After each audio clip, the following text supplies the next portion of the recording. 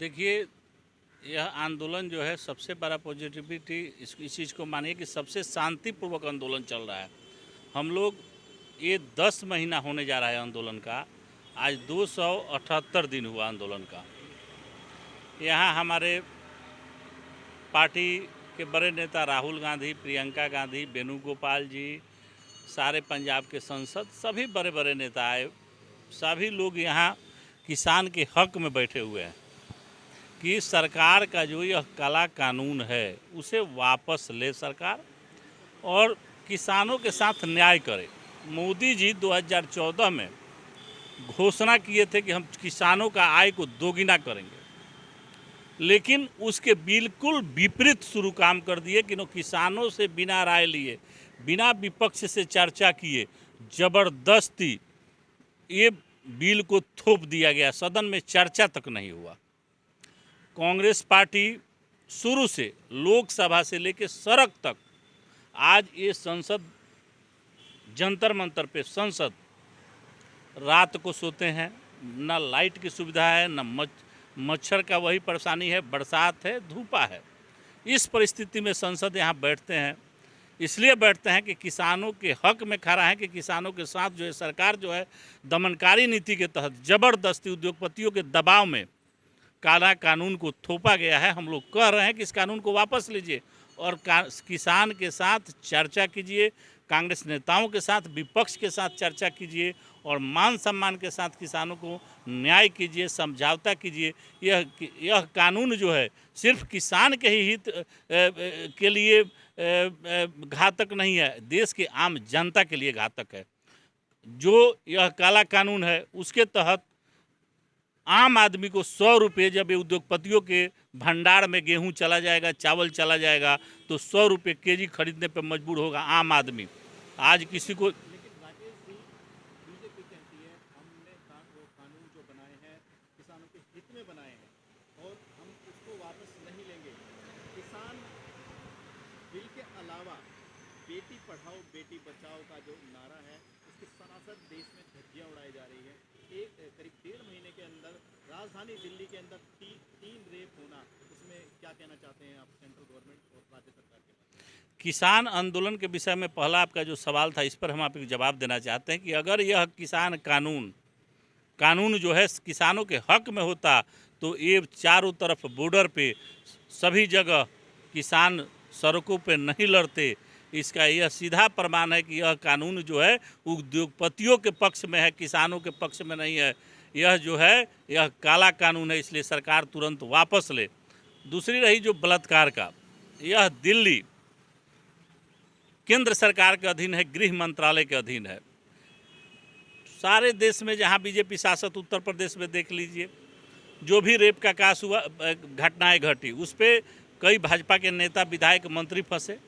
सरकार उसको जाति और भेदभाव के धर्म से देखा, विपक्ष को जाने तक नहीं दिया। अगर इस सब घटनाएं के साथ इंसाफ यह सरकार की होती, अगर न्याय करती बेटियों के साथ, माताओं के साथ, तो ये रेप का घटना देश में नहीं होता।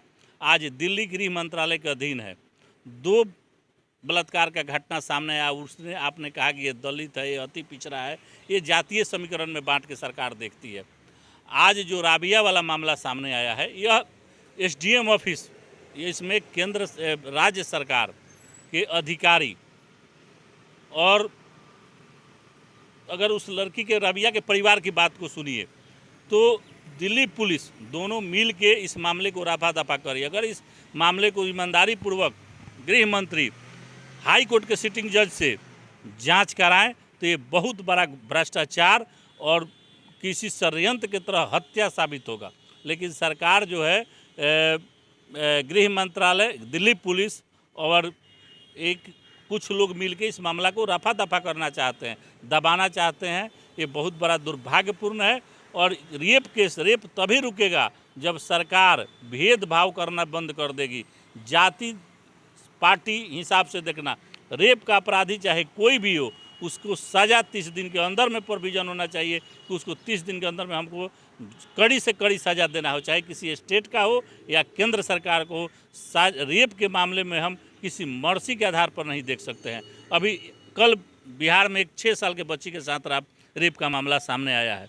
रेप शब्द सुनना अपने आप में इस देश में एक जैसे लगता है कि इस देश में सरकार ही नहीं है, लोकतंत्र ही नहीं है। अगर लोकतंत्र होता तो रेप नहीं होता। सरकार जो है मुख्य दर्शक बनी हुई है। अगर सरकार में इच्छा शक्ति होगी तो 24 घंटा में एक भी कहीं घटना नहीं घटेगा। लेकिन आप उत्तर प्रदेश में देख लीजिए, कोई एक मोटर हम वीडियो देखे थे कि थाना प्रभारी से जाके कोई पूछ रहा है कि भाई मोटरसाइकिल चोरी हो गया, कहा कि साला तू रात में सोओगे तो तुम्हारा मोटरसाइकिल चोरी नहीं होगा। पुलिस FIR तक दर्ज नहीं करता है और कहता है कि हमारे यहाँ अपराध नहीं हो रहा है। राकेश जी, हम बात कर रहे हैं राजधानी दिल्ली की।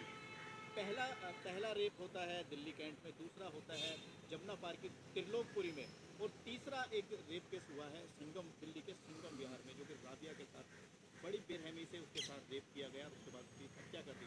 लेकिन कहीं भी देखा जाए तो कांग्रेस पार्टी उसके फेवर में नहीं दिखी कहीं भी, ऐसा क्यों?